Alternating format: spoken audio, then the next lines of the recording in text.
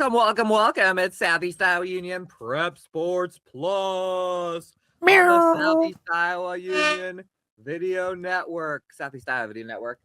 We're here, powered by all the ads you see rolling across your screen. I was going to give Opie a Reese's Puff to start the show, but he ran away. It's Andy. It's Jack. It's Peter. How's it going, Jack? It's good. Maybe Opie has the same issue as me. He's allergic to peanuts. Maybe that's why he ran away. Maybe. Can dogs have like human allergies? Do they like ever figure that out? I don't know how you'd even do that. Figure out if a dog's got peanut butter allergy? Yeah, like if a dog's allergic to like nuts or dairy or something. I mean, I guess all dogs are probably kind of allergic to dairy because isn't that bad for them? Yeah. Dogs are a weird species where they're like all allergic to the same stuff. Yeah, they're like they have all the same It says insensitivities. They can develop human allergies. While a peanut allergy in a dog is very rare, their immune system can sometimes overreact to peanut proteins, triggering an allergic reaction. Oh, look at that. Just like me for real. There's a button in my cereal. We're here talking about some baseball and some softball, and later some soccer, some World Cup soccer. Jack and Andy have been watching just the craziest thing unfold in the SEC baseball standings. It has been wild. It has been unpredictable. It has been everything we kind of didn't think it was going to be, because at last check, Jack, it was Fairfield and Burlington all alone in the SEC. It was. And it has went topsy-turvy. Why don't I set you up by saying what happened at Mount Pleasant Fairfield on the 18th? Sure thing.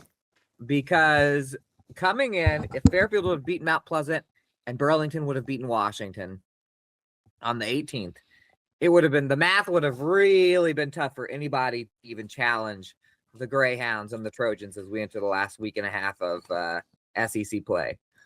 Instead, starting at Maple Leaf Athletic Complex, a 7-game Fairfield winning streak in the Highway 34 rivalry was snapped by the Panthers. A 2-1 Mount Pleasant victory. A Grayson Lowry gem. He pitched a complete game, only gave up 1 run. Panthers scored 2 in the first inning on a Ryan Helling blooper. You can watch this whole thing back on Southeast Iowa Union's Southeast Iowa Live, although we were having a little bit of audio video problems. Of course, that was like the one time we had legitimate problems, and it was a great game. But Jack, it was a crazy game. Aiden Westerkamp did have an RBI single in the 4th for Fairfield. Fairfield seemingly scored before that when Ethan Bisgard came home, and he got cut down at the plate barely in the 4th inning. Otherwise, it would have been 2-2, maybe even. Controversially so, I hear. Controversially so. I actually, if you go watch, we didn't get a good shot of the play, but we did get a good shot of the reactions from everyone, and then you can kind of tell in the video that I am not sure about the call. I was calling the game. But nonetheless, Fairfield knocked off by Mount Pleasant on last Thursday, which at that point it actually tied Fairfield, Mount Pleasant, and Burlington. Well, you're going to talk about Burlington, Washington, but it tied them in the loss column. And Jack, you can tell me how that happened, and then tell me how Washington has now been like the meme, the Undertaker meme, when he's behind that guy. Yeah, I mean, so I was getting the updates from Andy, about what was going on in Mount Pleasant with Mount Pleasant Fairfield, and Washington ends up doing the Trojans a little bit of a service because, they have become the spoiler team, the red hot team of the SEC. Because I won't spare any drama off the bat. They beat Burlington 9-5 and kept Burlington and Fairfield tied at the top of the SEC. Washington went up 6-2 in this game after 5 innings rather. Burlington comes back. It's a good battle, but Washington added a couple insurance runs in the bottom of the 6th, and then they were able to see out the game and pull off that win. It's a big one for the Southeast Conference, because now you look at it as things stand, and we can get to or maybe we should do as things stand after the Monday results, because that got even crazier, especially with the games I was at when Mount Pleasant then came to town. Another huge one for the Demons, but yeah, big one for Washington. I'm trying to Blaze Richardson, Ethan Peebler both went 2 for 3 with doubles in the game. Ty Wright drove in 2 RBIs. Zaglowski and Isaac Madrano combined for the win. Zaglowski came in the 6th inning and saved the game. He actually told me afterward too, didn't think he was going to pitch. They threw him out there, and Washington, it was kind of a culmination of prep. They sort of started, they got their first couple of wins of the season against Keokuk to start that last week, then lost pretty close to Oskaloosa, beat Burlington, and then they did go on to beat Fort Madison, which of course also plays a factor in the SEC standings. So they beat Fort Madison on Friday, which set up a pretty wild start to the week. Should I give my games first from Monday? Set the table. Oh, he's muted. Andy, you're muted. Sorry. Monday, I said yes. Monday games in Washington, Iowa. Yes. I didn't know I muted. Hope he wasn't even barking that. Monday games in Washington, Iowa. So that set up. Mount Pleasant comes to town. They're facing a red-hot Washington team. Mount Pleasant beat Washington in MP. And the Demons took care of business, Andy. They swept Mount Pleasant in a doubleheader, which ended... I was walking out to do player interviews. Isaac Madrano came out and asked me what time it was. It was 11:36 in the evening, because game number 1, Washington was able to win in extra innings. It was final in 8th, 8-7 Demons. They went up 7-3. They were cruising. In the top of the 7th inning, Mount Pleasant scratches across 4 runs, forces extras. Washington gets out of the top of the 8th. Despite that, they don't lose the momentum necessarily. And then in the bottom of the inning, first batter, I believe was Peebler, Ethan Peebler for Washington. I'm forgetting if it was Peebler or it was Zaglowski, and I'll check my notes. But hits a deep shot into center. It's a stand-up triple. The throw is wide. It goes behind the third baseman. TJ Roush sends Peebler home. He sprints for home, is thrown out at home for the first out. So they could have had a man on third 90 feet away from winning the game with no outs. They send him home, get thrown out. You think that's demoralizing? It's not. Washington loads the bases with 2 outs, and up walks freshman catcher Easton Rugg, who told me his knees hurt very much after 5.5 hours of he double caught. Yes, of playing right? catcher. Yes. So he was in some pain. It was Ethan Peebler, by the way. Easton Rugg comes up to the plate. Freshman a chance, can win it with a base hit. Bases loaded, gets hit by a pitch to walk in the game-winning run, and Washington wins 8-7. Big celebration. They then went on to win the second game. They got very close to getting the 15-run rule. Mount Pleasant comes all the way back. Then after 5 innings, it's 10 runs. It's 14-1. They scratch across 4 runs, make it 14-5, so the game goes the full 7 innings, just to keep everyone there for longer. But Washington went up 14-0. Their offense was cruising in game 2. It was too big of a lead for the Panthers to overcome. So just like that, Andy, you look at the SEC standings. Burlington and Fairfield now 8-2 and 7-2. Washington 6-3 and now in 3rd place ahead of Mount Pleasant 4-4, FM 3-8, and Keokuk 0-9. Just wild. It was a pretty fun atmosphere to be at. I believe it's the first time they had beaten Mount Pleasant in like 3 or 4 years as well in baseball. It was a while for sure. Yeah, this is a Washington team that has, I called all those games last year. They took their licks for sure, and they are. It seems like really finding some confidence on both sides of the ball, and they were able to get it done. So, yeah, they are now not only spoiler. I mean, they now have a big game against Fairfield on Thursday. If they can knock off the Trojans, they can jump up into second and have a chance to maybe finish right behind Burlington. I believe they're done playing Burlington. I think their games left are, I think it's just one against Fairfield. Maybe two. Is it doubleheader on Thursday? No, it's regular. So there's a single on Thursday. Washington is done playing Mount Pleasant for sure. Washington does play a lot of the bottom teams in the conference, I believe. They have two more against Fort Madison, maybe.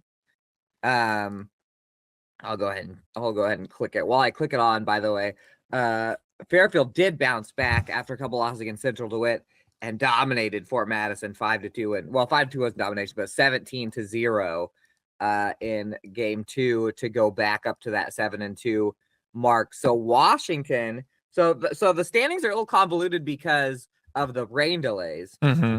Washington plays. Oh, wait a minute. 6:25. This does say it's a doubleheader. Why would they say it's a doubleheader?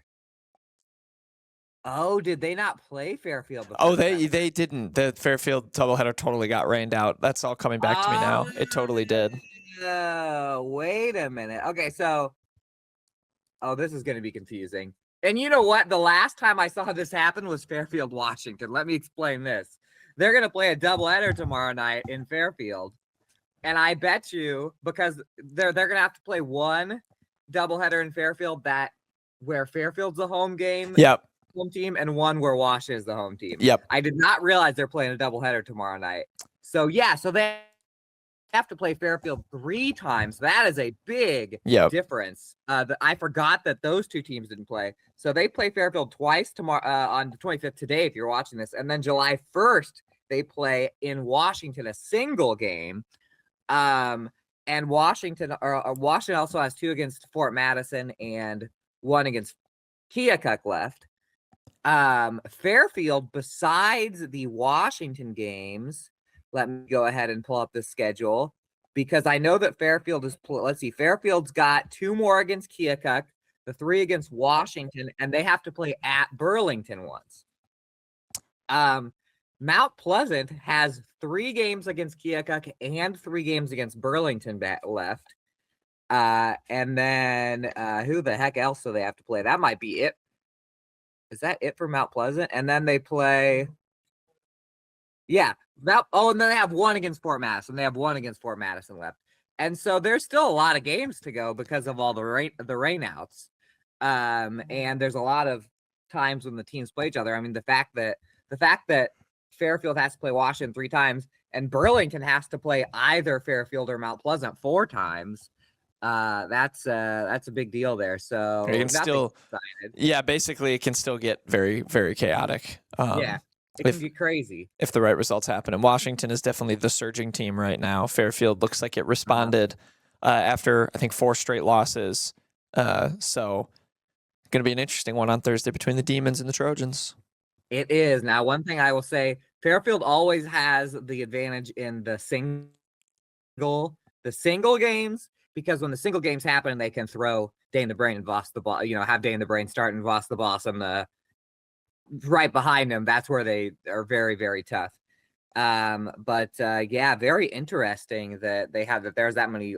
Well, I guess when 4 of the 6 teams are in contention, of course, there's going to be that many marquee games left mathematically. That's wild. It's wild. So there's your SEC. Andy, should I just run through the standings? How about of the small? Where the small schools are sitting, and then we can read you some pairings. We have some brackets that came out on the baseball side. So we'll start in the River Valley Conference in the South Division. Mid Prairie is 5th, 7-9 in conference play. They are 8-12 overall. The Super Duper North is going to have a big one. You will actually know the results of that when you're watching this, because Wednesday of this week, when we're recording this, Wednesday evening, so later on today for us and in the past for you, Pekin and Highland, the number 1 and number 2 teams in the Super Duper North, are going to face off 6-1 and 7-1. Or sorry, yes, 7-1 and 6-1 respectively. Pekin is 7-1. Highland 6-1. Hillcrest Academy not far off of them either. They are 6-3, and in 3rd, Winfield Mount Union 4-5. In 5th, Winfield Mount Union, Columbus, I should say. Super Duper South, New London, Van Buren, 5-13, 6-12, respectively. They are in 5th and 6th in the conference. Cardinals still having a pretty darn good season. It's just pretty wild how competitive it seems like the South Central is. So you have Knoxville 10-2, Sheraton 9-4, and Cardinals 11-5 in conference play. They're about to wrap up their season. Have probably just 3 or 4 games left. Yep, they do. And then I accidentally clicked on Southeast instead of the Sickle. Going back to the Sickle, Keota 7-4, 7-5 overall, 7-4 in conference. They've only played 1 non-con game, so there's where your small school teams stand, Andy. And then playoffs for our area, very exciting. July 3rd they start already. That is next week, folks. Next Friday. Mid Prairie might be the place to be. A couple of area teams, one of whom is obviously Mid Prairie. They will play Monticello, and Louisa Muscatine will play Winfield Mountain Union. That is the first round of the Class 2A Sub-State 4 playoffs. In Sub-State 6, Van Buren is at New London. Highland will face Wapello. That is at Burlington, Notre Dame, for those wondering. And then Pekin will also be the site of some playoff games. And an interesting matchup between 2 teams who I know on the girls' side have a little bit of a rivalry. Oh, on the boys' side as well, I guess, for boys basketball. So they'll take that from the court to the diamond. Hillcrest, Keota, excuse me, Yeah. and Pekin, Lone Tree. Ooh. You got this. You got this. I had something stuck in my throat. So yes, Pekin, Lone Tree, Hillcrest, Keota.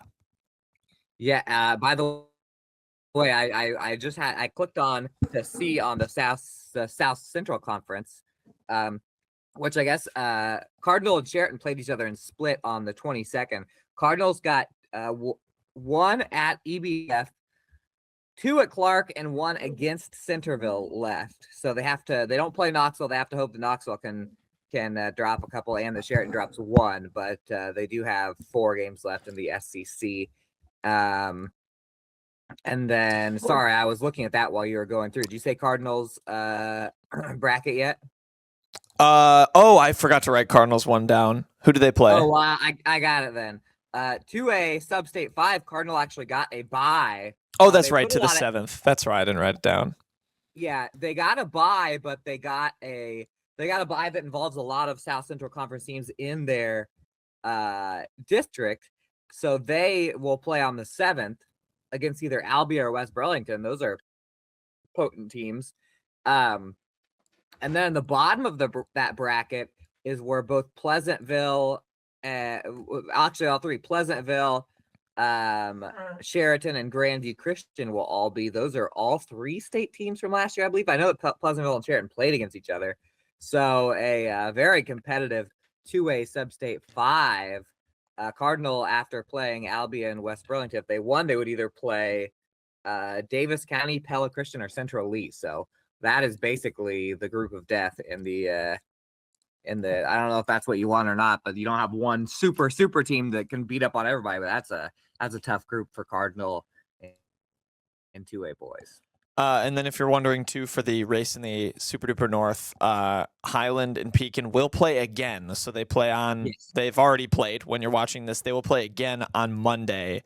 That is at Pekin. That will end the regular season for the Panthers. Highland has a couple of non-conference. I think they're in a tournament after that. But, yes, they will play – actually, they have 2 more conference games. They play Wapello in a doubleheader. So – you have to look out for that one too after Pekin. So the title could maybe come down to that Pekin game. Yes, it could, and that's exciting. We got a lot of. I like it when we get to this. I mean, we got literally like a week of real time left, which is going to be a million games, and stuff is just not decided yet, which I do like. We got some intrigue. It's not like we're just waiting around for the tournament to start. And if you're watching the show, you got some intrigue because we got softball coming in the B block. We are ready to do this all again on the softball field. Stick with us. At WCHC, our goal is to take great care of our patients and our staff. We are able to approach you, take care of your issues, but also give you a path, as far as referrals or treating you right then and there. Our role in the community is taking care of something that matters to everyone. It's their family and their health. More than you expect for your healthcare. Check out Community Profiles every Thursday, where our host, Greta Clemens, talks with people from around Washington about their stories and highlighting upcoming events. Make sure to tune in to Community Profiles every Thursday at 10 on the Southeast Iowa Live Facebook and YouTube page. Hello, friends. It's Southeast Iowa Union Prep Sports Plus, powered by all the ads you see on your screen. Jack and Andy talking softball. And Jack, we talked about how the Southeast Conference baseball race was going crazy. Not quite as crazy on the softball field, as a couple of teams have put their foots down, Jack, in the SEC standings. There was a chance on, I would actually argue going into Thursday, we probably thought there was more of a chance that the softball standings would get flipped upside down than the baseball standings. But I'm gonna just start with Fairfield, since they're still on top, and then you can bring me up to speed on what happened in the Mount Pleasant Washington games. But the Trojans need to keep pace. They need to keep winning until they play Burlington again. They're 9-1 now after a few SEC wins. There are a couple SEC wins. They played against Mount Pleasant, a comfortable 6-0 win on Thursday. Leah Helmick only gave up 2 hits in that game. And then no one hit a homer, though. And then they went to play Fort Madison. Well, first they had a tournament where they played Albia and Van Meter. Almost beat. They were 0-0 against Albia, the only undefeated team left in the state of Iowa.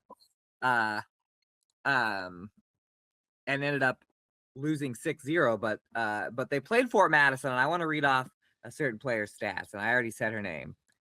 But they won the first game 6-3. Leah Helmick, who's been on a heater hitting homers, 2 for 3 with a home run and 2 RBIs. So Okay. Typical day at the office, I'd say. typical. Next game, 9-3 win for the Trojans. And Helmick goes 5 for 5 with 4 singles, a homer, and 2 more RBIs. Oh, my which goodness. means she went 7 for 8, right? With Yep. a couple homers. Also, Ireland Cranston, who only got out once in the first game, went 4 for 5 with a double and an RBI. So the middle of the Trojan lineup is crazy right now. Fairfield did drop one to Cardinal, actually. Tuesday night, they fell 2-1 to Cardinal. But conference-wise, they're 9-1. Washington and Mount Pleasant have now kind of mathematically been dropped down. You'll be able to talk about that. They're 9-1, tied with Burlington. It is a 2-horse race to the finish. And the reasoning is because Washington had such a slow start. Mount Pleasant was actually third. And then, Jack, MP Washington in Washington on Monday night. You were there. Yes, and I was there for a sweep for the Demons. They avenged that 4-run loss to Mount Pleasant that we called together over at Maple Leaf a couple of weeks ago. Really awesome day in game number 1 for Colby Greiner of Washington. She, is always a solid hitter for the Demons. Did go 1 for 3 with a double. Again, pretty routine for a player of her caliber, but it was in the circle where she absolutely dominated. I got there, was bouncing around between baseball and softball, but in my window of softball for game 1, I saw her get at least 3 strikeouts. She finishes the day with 14. Went the full 7 innings, struck out 14 batters, 3 hits, walked 4. Washington able to win 7-3 in game number 1. Chaley Cook was dealing for Mount Pleasant. Also only had 3 only 3 hits. So, the MP bats just were not able to really get going against Colby. Kalia Gertis was 2 for 3 with a double and an RBI for Washington.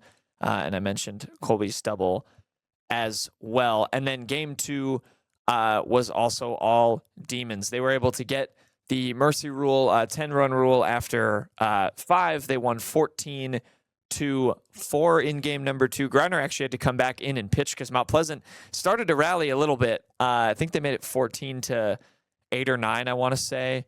Or not 14-8 or 9, sorry.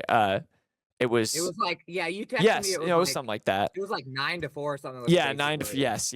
It had gotten to, let me see. I'm just gonna figure this out because now it's You could probably just look at your text because you texted me right before. Oh, I totally could. But yeah, they cut into the lead. Washington went from Natalie Hartman to Griner, and I know Hartman has been nursing kind of a shoulder injury, so trying to come back from that is obviously, especially as a pitcher, not an easy thing to do. But the Demon Bats were all over it once again. Gertis continuing to have a really strong day, 2 for 2 with 3 RBIs and a double. She had the only double among Washington's ranks. Mackenzie Messer did have a 3-run RBI single in this game.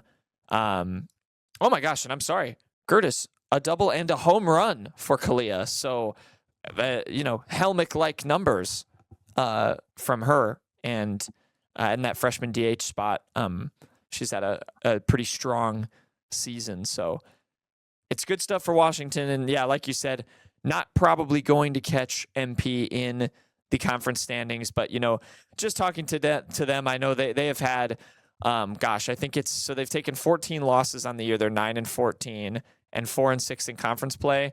3 of those 6 conference losses and 6 of their 14 overall have been by 2 runs or less. They have been really close in some games and are hoping they're going to kind of finally try to turn the corner. I feel like you can.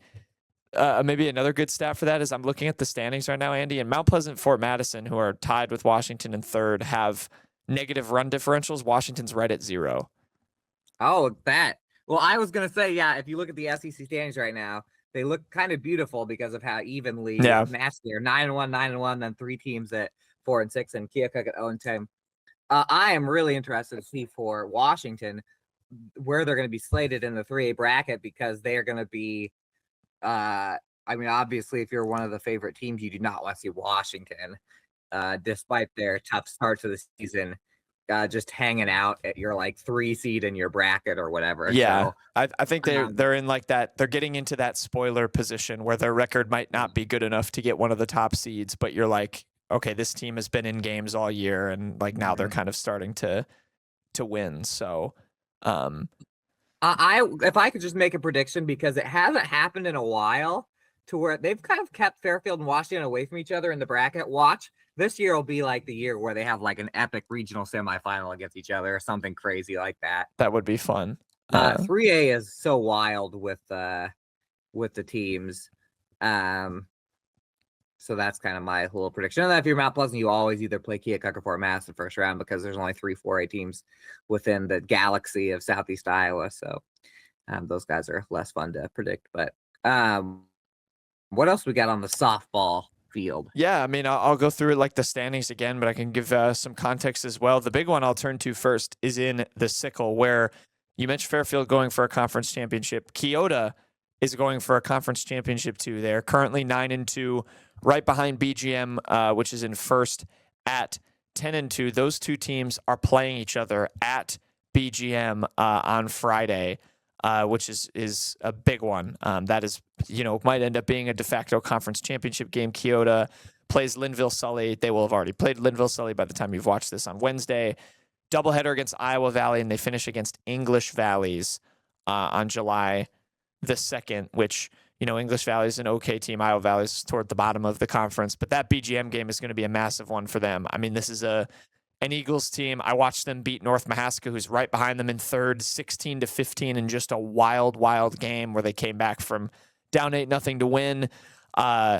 This is a team that I think their coach Sean Hafley put it best to me was, their opponents would have to literally run off of the base paths to finish innings when some of their seniors were in 8th grade, and now they're vying for a conference championship. So that is exactly true. By the way, they've won 12 in a row now. Yep. if they beat Linville Sully, that'd be 13 in a row, and then they'd be taking a 13 in a row record into, get this, Jack, at BGM, that big game. It's not just a regular game. You've heard of pink outs, you've heard of white outs, blackouts.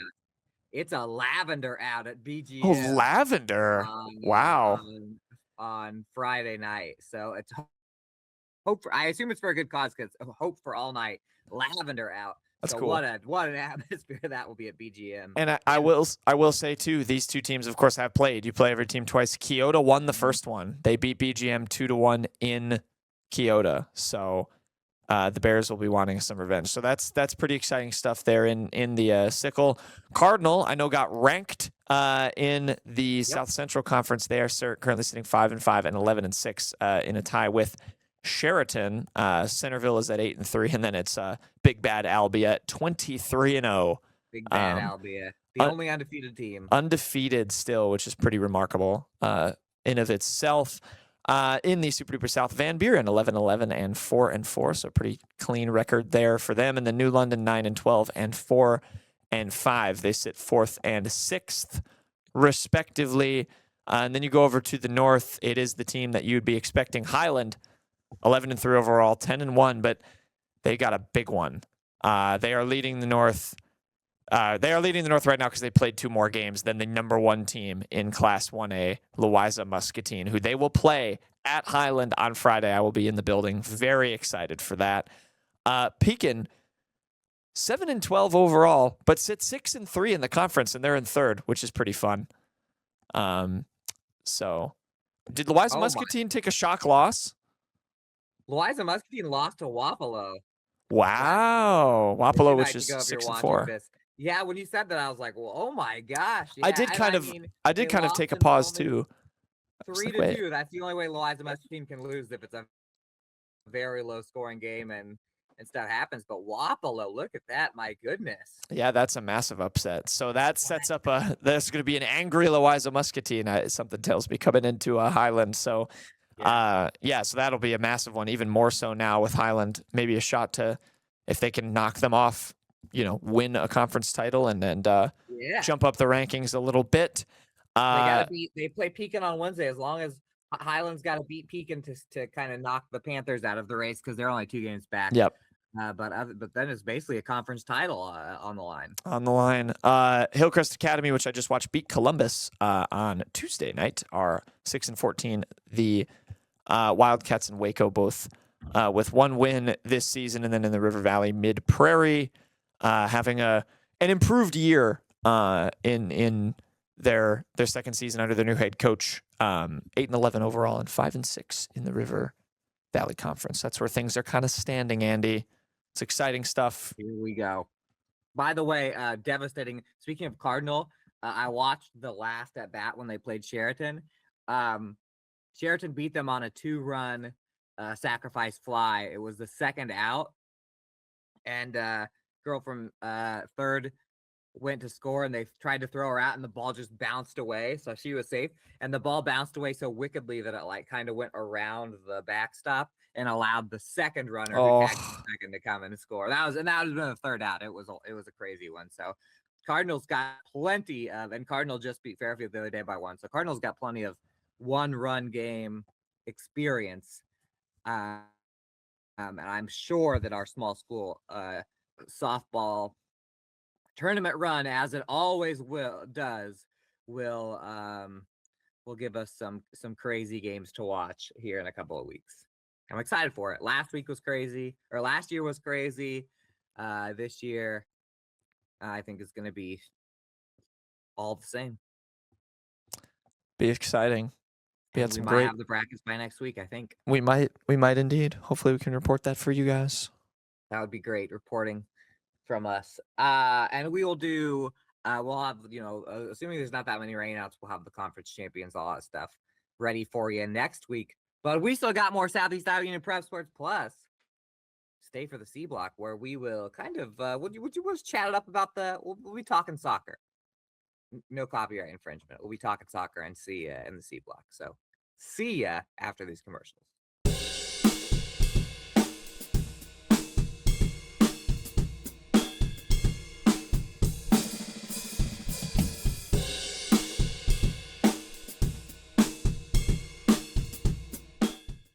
I love helping people. I always wanted to help people. That's what I love the most. We do a really good job of growing our own, but also we are able to take your skills, adapt them to what we need, or grow them as well. Our leadership group here, they are actively involved, always supportive of our new ideas and innovation here at the hospital. Washington County Hospital and Clinics. Apply today. Welcome back, Prep Sports Plus. It's time for us to talk World Cup action. I also just realized that it says Andrew Krutzinger and James Knowlton. I think that says that every week now, right? Now that we Yes. switched to Google. Yep.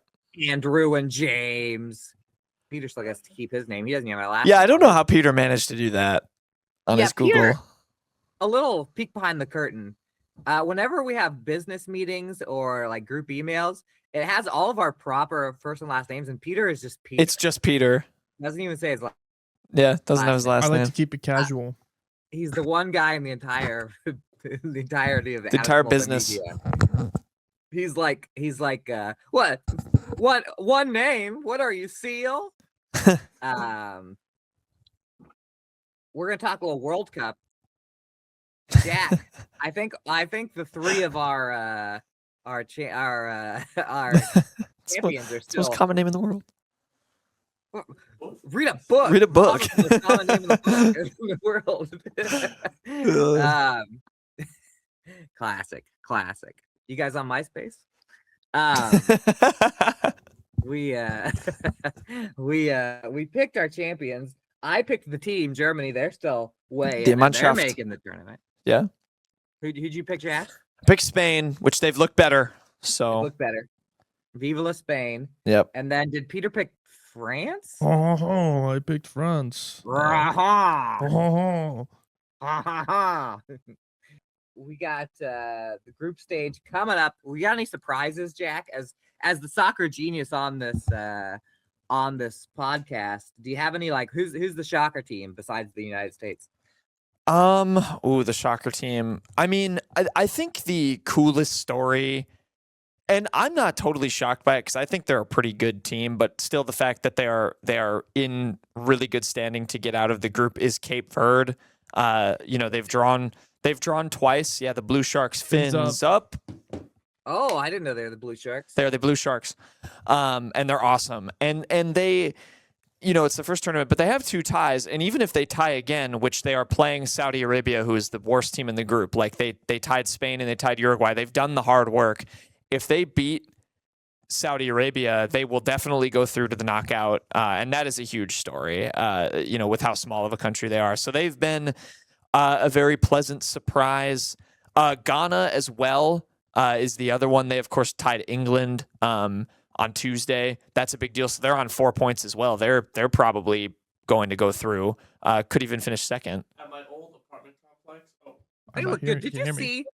Can I complain about something? Oh, sorry. He left himself on mute. What were you going to say? Just a quick story of at the old apartment complex I lived in. I went to work out at the gym, and next to the gym is the rec room, Mhm. and there was people wearing Ghana jerseys. Oh. I didn't watch the game, but I heard screaming halfway through my workout, and that's how I knew Ghana had scored and won their game against who they played. England.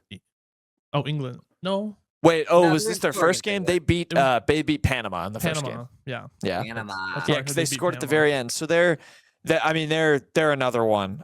They're in good standing to go through. Maybe even in second if they can. They're gonna have to play Croatia, which will be tough. But if they can get a draw out of that one, that would be really impressive and put them second. But yeah, those are probably my big 2. Can I complain about Fox Sports FIFA World Cup coverage really quick? Yes. Because what country does Fox Sports reside in? That would be the United States. Yes, and what do you think the most like the viewership numbers? What country do you think dominates the viewership numbers for Fox Sports? I would imagine the United States probably does that. Yes. So why is it that there are more people from England on those broadcasts? Because I watched the England-Ghana game, and all they did was just be like, oh, yeah, I guess I'm not surprised, but Ghana played all defense. Of course they would do that. Like, they're bitter about it. It's like, bro, this is America. What did we fight that war for? I want, during Team USA games especially, let's get some America. Actually, I don't even care if it's any other country as long as it's not England. Yeah, fair enough. I think it's That- just kind of that's who the experts that they kind of have. I mean, I don't know. mind the Swedish guy. Oh, The Swedish Zlatan. guy's funny. Yeah, Zlatan's great. Zlatan. I'm glad the I world. don't mind. I'm glad the world who, if they didn't know him before, is now getting exposed to.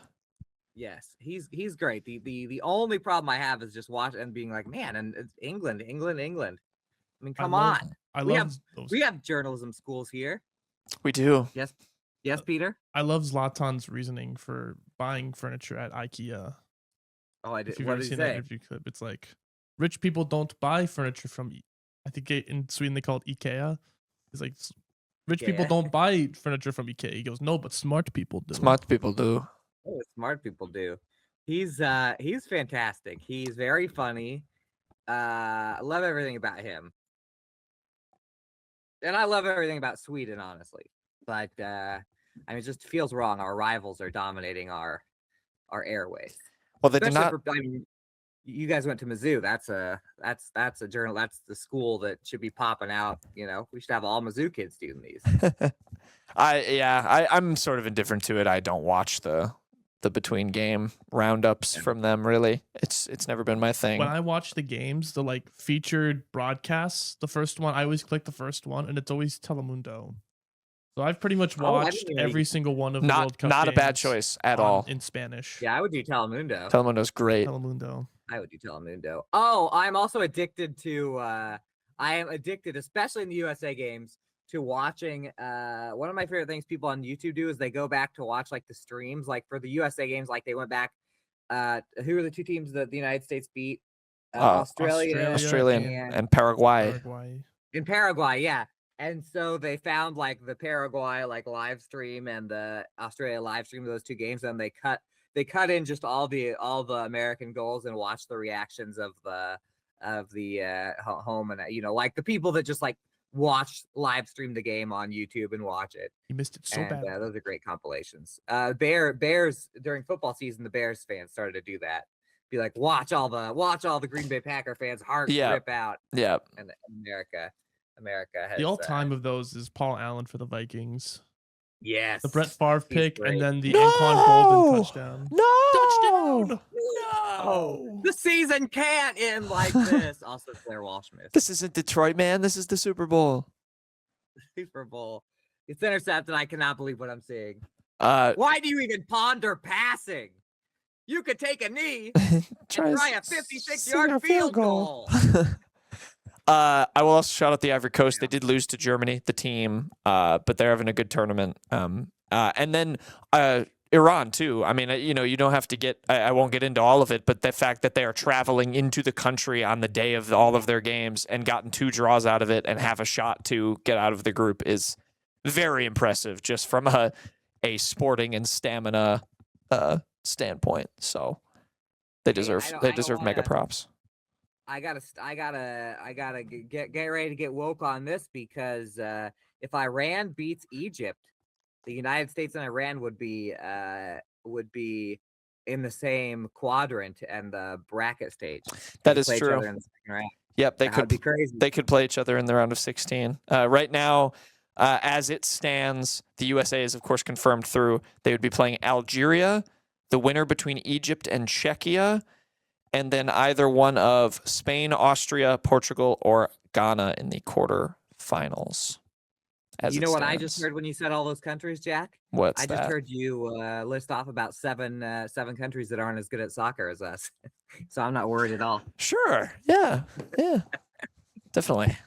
I'm excited. They need to do an imperialism map for the World Cup. Oh, like for college football and basketball. I like those. Those are fun. That'd be fun. I'm excited. I'm gonna watch the World Cup today before I go off to some softball, baseball. It's the beautiful game. The beautiful game. I think that's all we got. Shout out to the United States of America. Shout out Average Joe's co-ed softball, 2-0 last night. And shout out to our watchers, our readers. We appreciate you. We appreciate you. Camera 3, push in on me. Oh, camera 3, push in on me. Yeah, push in on. He can't reach it. No. He's got small arms. I like to point down too. Shout out to the Indiana Fever. Play tonight. Subscribe. Subscribe. We'll see you next week.